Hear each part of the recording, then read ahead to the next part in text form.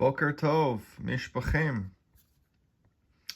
It is going to be Erev Shabbos tonight, and we are in another day of lessons in Tanya. Today is the 26th of Kislev, and let us dig into the Tanya.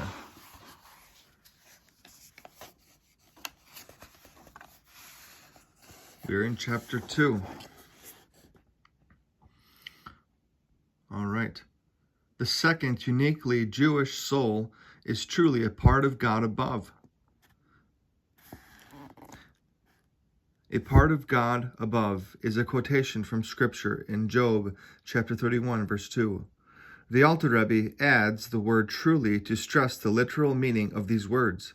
For as is known, some verses employ hyperbolic language. For example, the verse describing great and fortified cities reaching into the heavens is clearly meant to be taken figuratively, not literally. In order that we should not interpret the phrase, a part of God above, in a similar manner, the Alter Rebbe adds the word truly, thus emphasizing that the Jewish soul is quite literally a part of God above. As it is written concerning Adam, whose soul was a comprehensive one, and neshama klalit, in that it contained all the particular souls of subsequent generations. And he blew into his nostrils a soul of life. And as we say in prayer concerning the soul of every individual Jew, you blew it into me.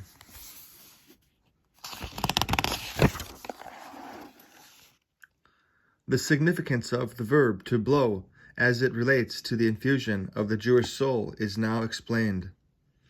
It is written in the Zohar, he who blows, blows from within him, that is to say, from his inwardness and his innermost being.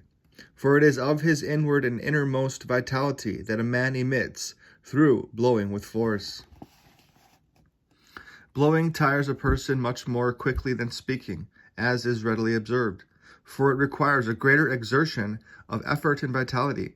Hence, the fact that the metaphor of blowing is used to describe God's implanting the Jew's soul in his body signifies that this soul originates in the innermost aspect of godliness.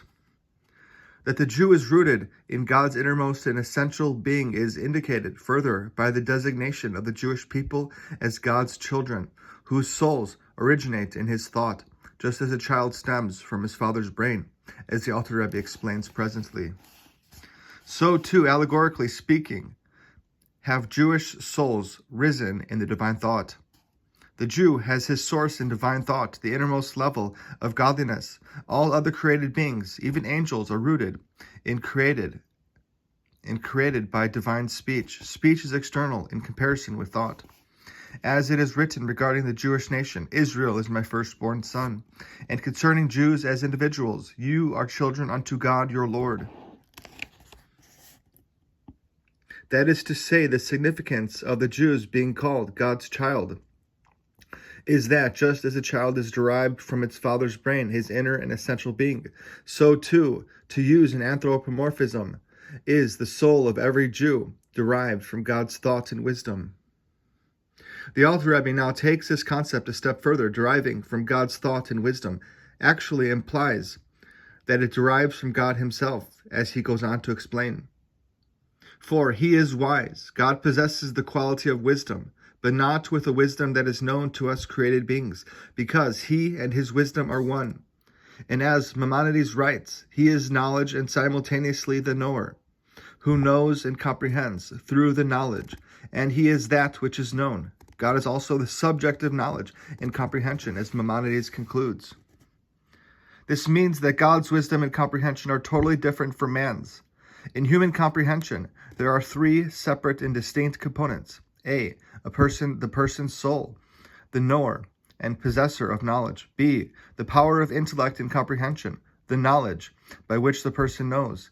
And C, the subject of the knowledge, the known, such as a law in the Mishnah or a discussion in the Gemara, which is apprehended and known. Concerning God's wisdom, however, Maimonides states, he is knowledge, the knower, and the known.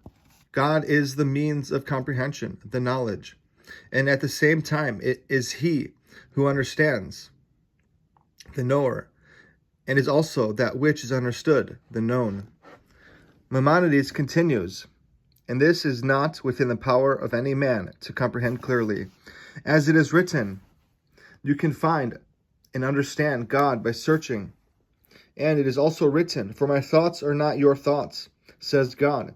And consequently, your human thoughts cannot possibly comprehend my thoughts.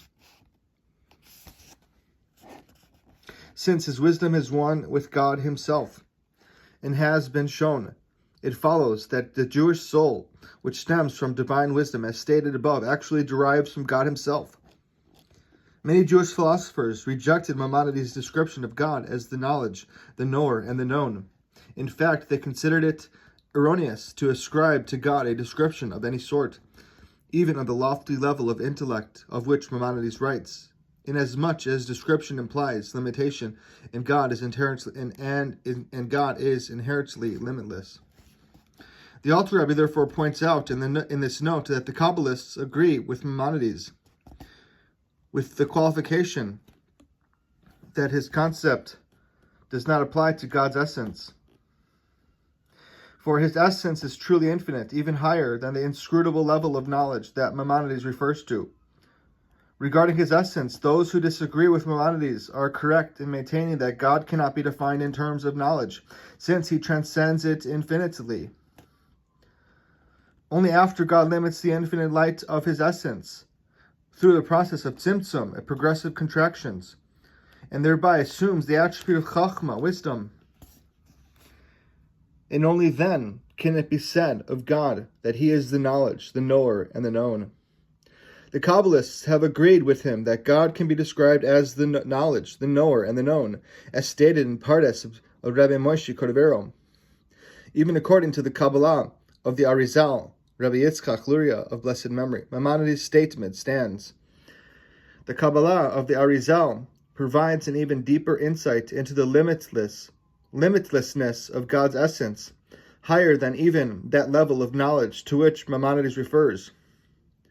Still, even according to the teachings of the Arizal, Maimonides' statement is acceptable, with one proviso, however.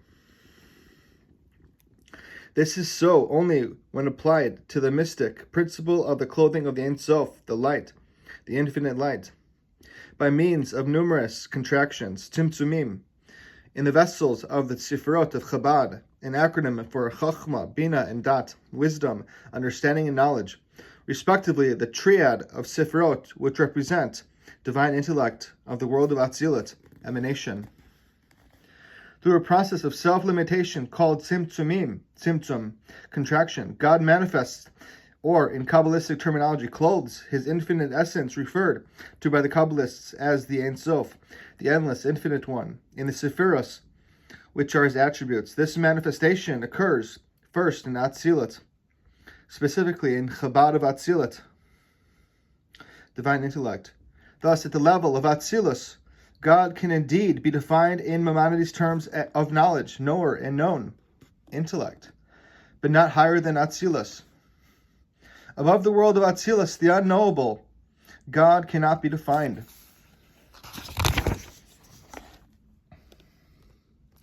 Accordingly, in terms of the Kabbalistic scale, Maimonides had nothing to say about God except from the world of Atzilus and down.